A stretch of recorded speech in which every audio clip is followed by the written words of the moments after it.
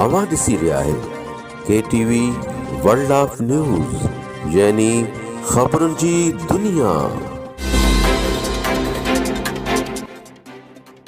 गड़ी यासीन खां अफ़सोसनाक ख़बर। अॻूणी चीफ जस्टिस आगा रफीक खान दुरानी जो भाइटियो गड़ी यासीन शहर जे समाजी शख्सियत एडवोकेट आगा तहफظ खान दुरानी रोड हादसे में फौत। बजण शदीद जख्मी, शहर में सोग।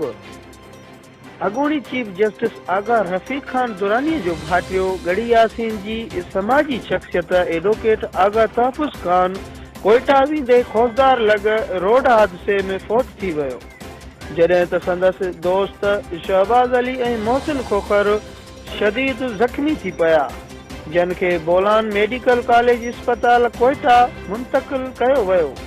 आगा तहफظ खान दुरानी वकालत सां गॾु सहाफ़त सां पिणु लाॻापियल हुयो। पंहिंजे निजी मीडिया चैनल जो CEO हुयो।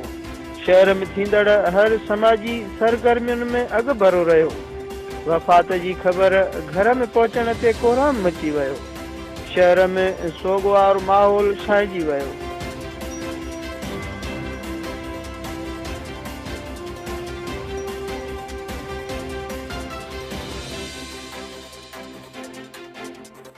ख़बरुनि जी दुनिया।